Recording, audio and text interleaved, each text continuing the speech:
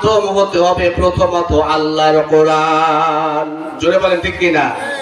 কোরআনই আমাদেরকে আলোকিত পথ দেখাবে, এজন্য আমাদের কোরআনের জ্ঞান দরকার। জোরে বলেন ঠিক কিনা? আল্লাহ সুবহানাহু ওয়া তাআলা বলেন, কিতাবুন আনজালনাহু ইলাইকা লিতুখরিজান নাস মিনাল যুলুমাতি ইলান নূর। আল্লাহ সুবহানাহু ওয়া তাআলা বলেন, আমি এই কিতাব আপনার প্রতি নাজিল করেছি যাতে করে আপনি মানব জাতিকে, মানব মণ্ডলীকে অন্ধকার থেকে আলোর দিকে বের করে আনতে পারেন। আল্লাহ সুবহানাহু ওয়া তাআলা বলেন, কোরআনুল কারীম আপনাকে দান করা হয়েছে, এই কোরআন আপনার উপর নাজিল করা হয়েছে যাতে করে আপনি কোরআনের মাধ্যমে, কোরআনের দাওয়াতের মাধ্যমে অন্ধকারাচ্ছন্ন মানুষগুলাকে আলোর পথে নিয়ে আসতে পারেন। সুবহানাল্লাহ।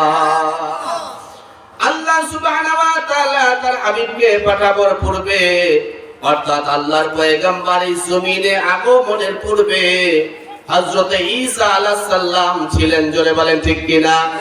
ঈসা আলাইহিস সালাম ছিলেন নবী রাসূল। এরপরে নবী ছিলেন আমাদের নবী, বিশ্ব নবী রাহমাতাল লিল আলামিন মুহাম্মাদুর রাসূলুল্লাহ সাল্লাল্লাহু আলাইহি ওয়াসাল্লাম। এই ঈসা আলাইহিস সালাম এবং মুহাম্মাদুর রাসূলুল্লাহ সাল্লাল্লাহু আলাইহি ওয়াসাল্লাম এর মধ্যবর্তী প্রায় 500 বছর কেটে গেছে। এবং রাসূলুল্লাহ সাল্লাল্লাহু আলাইহি ওয়াসাল্লাম আসার পূর্বে ওই জামানা থেকে বলা হতো আইয়ামে জাহিলিয়ার যুগ। কি যুগ? আইয়ামে জাহিলিয়ার যুগ, অন্ধকারাচ্ছন্ন যুগ।